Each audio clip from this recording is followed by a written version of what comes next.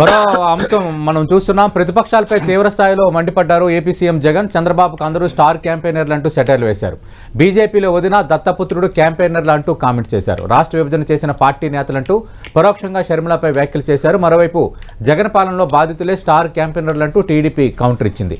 అసలు ఏపీలో star campaigner ఎవరు? ఇదే అంశం సంబంధించి మనం డిబేట్లో మాట్లాడబోతున్నాం. చర్చలో పాల్గొంటున్నారు వెంకటరెడ్డి గారితో పాటు ఆంధ్రప్రదేశ్ బీజేపీ అధికార ప్రతినిధిగా ఉన్న వినీషారెడ్డి గారు, అలాగే తెలుగుదేశం పార్టీ నుంచి ఆ పార్టీ సీనియర్ నేత మాజీ ఎమ్మెల్సీ రాష్ట్ర ప్రధాన కార్యదర్శిగా ఉన్న చెంగల్రెడ్డి గారు డిబేట్లో జాయిన్ అవుతున్నారు. వినీషారెడ్డి గారు, చంద్రబాబు నాయుడుకు అందరూ స్టార్ క్యాంపెయినర్లే అంటూ అందరు అంశాన్ని ప్రస్తావిస్తూ భారతీయ జనతా పార్టీలో వదిన స్టార్ క్యాంపెయినర్ అంటూ నిన్న సీఎం జగన్ కొన్ని కామెంట్స్ చేశారు. దానిపై మీ స్పందన ఏంటి మేడం? ముందుగా సతీష్ గారు, మీకు ప్యానెల్లో ఉన్న పెద్దలకి, 10 టీవీ ప్రేక్షకులకు నా నమస్కారం. నమస్తే మేడం. ఒకటే మనం గుర్తుపెట్టుకోవాలి, రాజకీయాల్లో పోటీ అనేది ఉంటుంది. ఈ రోజు అది వైఎస్ఆర్సీపీ, టీడీపీ, జనసేన, బీజేపీ, కాంగ్రెస్ ఏదైనా కావచ్చు. ఆ పోటీని మనము ఒక హెల్దీ వేలో, అంటే ఒక మంచి దిశలో తీసుకెళ్ళాలి. అంతే తప్ప ప్రతిసారి ఒక పర్సనల్ అటాక్స్ చేస్తూ వెళ్ళడము ఇది కరెక్ట్ కాదు. ఎందుకంటే నేను 15 days బ్యాక్ కూడా, మేబీ 10 days బ్యాక్ వెంకటరెడ్డి గారితో వేరే డిబేట్ లో కూర్చున్నప్పుడు చెప్పాను, ఇప్పుడు మీరు మాటి మాటికి మా అధ్యక్షురాల్ని, భారతీయ జనతా పార్టీ అధ్యక్షురాల్ని ఇలా పర్సనల్ గా మాటలంటూ ఉన్నారండి. ఇప్పుడు వైఎస్ఆర్సీపీ ఎవరైతే జగన్మోహన్ రెడ్డి గారు అధినేత ఉన్నారో వాళ్ళ సొంత చెల్లెలే ఇప్పుడు కాంగ్రెస్ లో జాయిన్ అయిందంటే ఆయన ఒకటే మాట అన్నారు, ఆవిడ తెలంగాణకు సంబంధించిన నేత, ఆంధ్రప్రదేశ్ లో ఏం ఉండదని. నేను ఆ రోజు కూడా చెప్పాను, లేదండి ఆంధ్ర వాళ్ళే ఉన్నారు, సో ఆంధ్రాలోకి వస్తున్నారు రాజకీయాలు, మీరు మళ్ళీ మమ్మల్ని ఎందుకు ఈ విధంగా పర్సనల్ గా అటాక్ చేస్తారు? ఒకటి గుర్తు పెట్టుకుందాం సతీష్ గారు, ఈ రోజు భారతీయ జనతా పార్టీ 17 రాష్ట్రాలు, 2 యూటీలు, మొత్తం మేము 19 పాగా అధికారంలో ఉన్నాము. మా కార్యవర్గం మీటింగ్ జరిగింది, మా పెద్ద నేతలు వచ్చారు, విఎల్ సంతోష్ గారు ఒకటే విషయం చెప్పారు.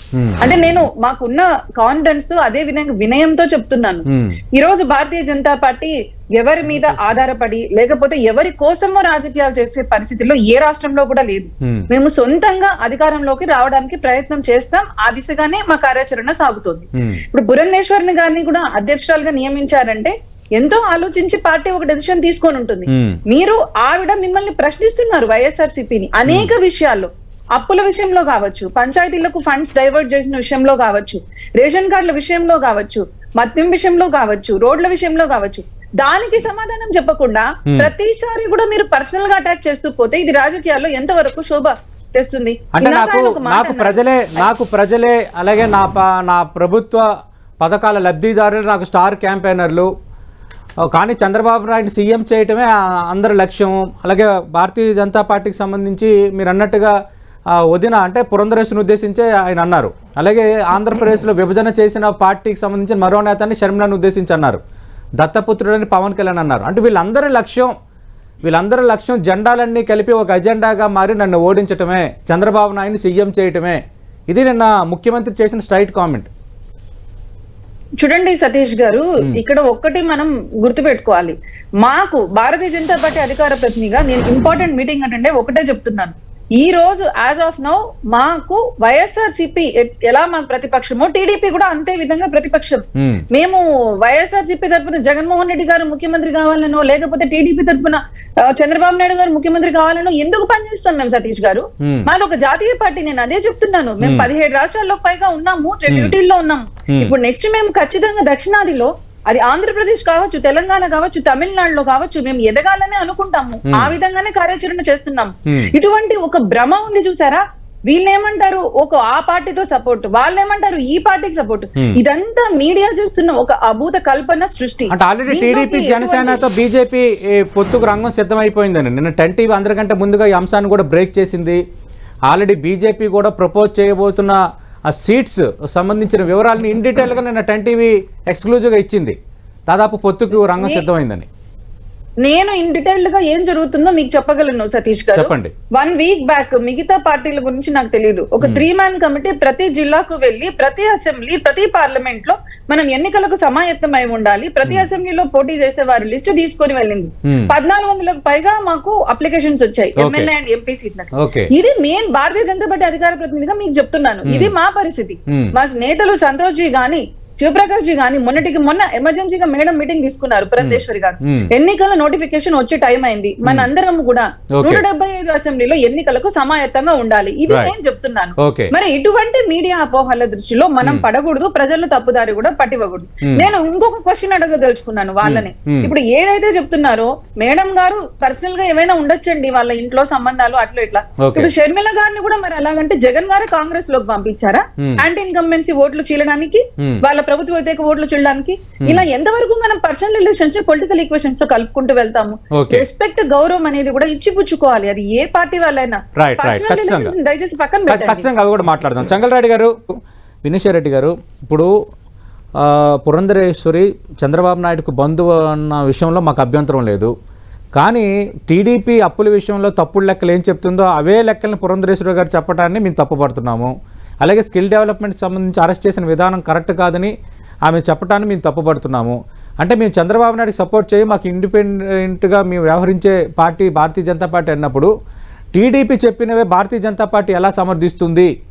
అందుకే మేము ఈ తరహా కామెంట్స్ చేస్తున్నాం అంటున్నారు వెంకటరెడ్డి గారు. ఇక్కడ బెయిల్ రావడానికి కూడా స్వాగతించారు సార్, చాలా హ్యాపీ ఫీల్ అయ్యారు.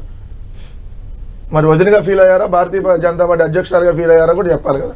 వినీశ్వర్ రెడ్డి గారు, ఈశ్వర్ గారు, సతీష్ మాట్లాడుతున్నారు. సతీష్ గారు, ఇక్కడ ఏంటంటే మన వెంకటరెడ్డి గారి స్టేట్మెంట్స్ నే మనం ఇప్పుడు తీసుకుందాము. ఆయన నిన్న నేనేం చెప్తున్నానంటే నిర్మలా సీతారామన్ గారు పార్లమెంట్ లో చెప్పింది ఏంటి, 4,40,000 కోట్ల పైచిలుకు ఆర్బీఐ ద్వారా రాష్ట్ర ప్రభుత్వం అధికారంగా తీసుకున్న అప్పు, అవి కార్పొరేషన్ అప్పులు ఆయనే 2 లక్షల కోట్లు దాటాయని చెప్తున్నారు. నిన్న ఆర్బీఐ వర్కింగ్ గ్రూప్ ఒక నివేదిక ఇచ్చింది, నేను మీకు కావాలంటే ఫార్వర్డ్ చేస్తాను. అది మెయిన్ గా మన సైడ్ పేపర్స్ లో రాలేదు, హిందూలో వచ్చింది. కానీ దాంట్లో ఏముందంటే బ్యాంక్ గ్యారంటీస్. ఇప్పుడు ఏదన్నా ఒక ప్రాజెక్ట్ టేకప్ చేశారనుకోండి, రాష్ట్రం అనేది బ్యాంక్ గ్యారంటీస్ ఇప్పుడు మన దగ్గర అసలు డబ్బులు లేవంటే నేనే గ్యారంటీ అని చెప్పి ఇస్తుంది. ఆంధ్రప్రదేశ్ 2019 నుంచి 2024 ఈ 4 ఏళ్లలో దేశంలోనే నెంబర్ 1 పొజిషన్ కి వెళ్ళిందండి. ఆంధ్రప్రదేశ్ తర్వాత సిక్కిం, తర్వాత తెలంగాణ. అంటే 10% ఆఫ్ జీడిపిని క్రాస్ అయిపోయింది. ఈ నివేదికలో ఎక్కడా వీళ్ళు మెన్షన్ చేయరు. నేను ఇంకొక ఉదాహరణ చెప్తాను. డిస్కామ్స్ అని మనం వింటుంటాం కదా, తెలంగాణలో మొన్నటి వరకు కేసీఆర్ గారు అధికారంలో ఉన్నంత వరకు మా డిస్కామ్స్ అప్పులు కేవలం 24,000 కోట్లేనండి. ప్రతిపక్షాలు ఊరికే అసత్య ప్రచారాలు చేస్తున్నాయి అన్నారు. నిన్న గవర్నమెంట్ మారంగానే వాళ్ళ అప్పులు ఎంతో తెలుసా అండి, అక్షరాల 1,30,000 కోట్లు. సో నేను ఏం చెప్తున్నానంటే ఆర్బీఐ నుంచి ఆర్బీఐకి ఓకే అండి, మేము రైట్ ఫార్వర్డ్ గా తీసుకున్నాం. ఇప్పుడు మీరు నేను కూడా అంతే కదా, స్ట్రైట్ ఫార్వర్డ్ గా బ్యాంక్ ద్వారా తీసుకున్న అప్పులు ఓకే లేదు. ఈ కార్పొరేషన్ అప్పులు కావచ్చు, బ్యాంక్ గ్యారంటీస్ కావచ్చు, బకాయిలు కావచ్చు, ఇవన్నీ వైట్ పేపర్ ఇమ్మని చెప్పండి వాళ్ళని, లెట్ దెమ్ గివ్. అసలు అఫీషియల్ గా గవర్నర్ గారికి చెప్పి ఒక వైట్ పేపర్ ఇష్యూ చేయమంటే ఎందుకు చేయట్లేదు అంత కాన్ఫిడెన్స్ ఉంటే? ఒక్కటే ఒక ఎగ్జాంపుల్ చెప్పారు, నేను 1,00,000 కోట్ల డిఫరెన్స్ వచ్చింది తెలంగాణలో గవర్నమెంట్ మారాక. సో అప్పుల గురించి క్లారిటీ లేదు ఆంధ్రప్రదేశ్ లో, except RBI govern proper channel ద్వారా అనేది మాకు క్లారిటీ వచ్చింది. ఇంకొకటి, రెండవది, మీరు మాటికి కూడా పర్సనల్ విషయాలను తీసుకొచ్చి మేడం గారు కష్టపడి రోడ్ల మీదకి వచ్చి ఎన్నో ధర్నాలు చేసి ఇట్లా అప్పుల గురించి మాట్లాడితే పర్సనల్ గా ఇట్లా ఈ విధంగా తేవడం ఎంతవరకు కరెక్ట్?